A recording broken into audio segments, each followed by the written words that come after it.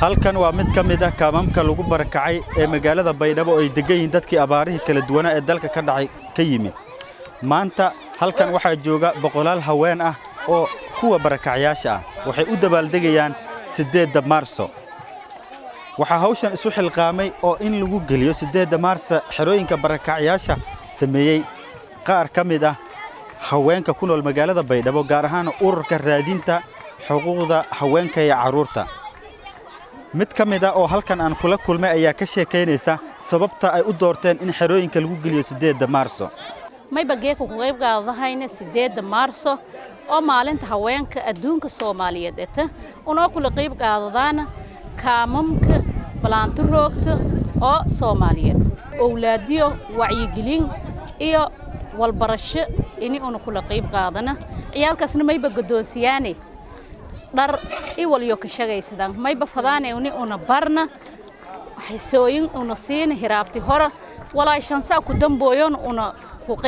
qayb qaadan magaalada galaan oo shaqaysadaan ya fadaana mid ka mid ah hooyooyinka dadka barakacayaasha ka mid ah ee dabaaldega 8 Maarso maalinta caalamiga haweenka ka qayb qaadanaysa ayaa iyana dareenkeedana la wadaagtay 8 Maarso waa maalin haweenka ku weyn waa maalin Soomaali iyo caalamkaba ay isugu yihiin waxa kale oo aan halkan kale yahay hambali uga leeyahay dadkan hadda aan hor joogno waa dad barakacayaal ah oo degan magaalada dadkii aad u jilicsanaa ah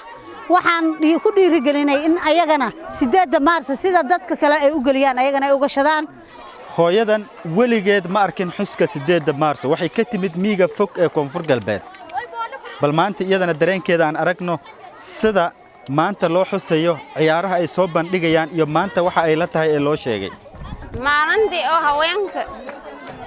u soo hayno may leeyahay Soomaaliyeed geeg maridayti mulqib qaadaday jarne oo reer baadiyayna maalintan reer magaalana dhakay la qib qaadado hayna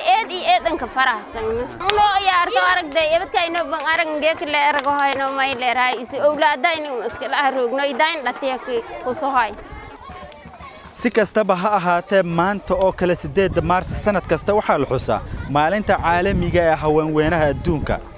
laakiin waa markii ugu horeysay oo xerooyinka barakacayaasha haweenka ku nool ee caqabado badan haysta maalintooda loo sheego ayna dabaaldega banaanka u soo baxaan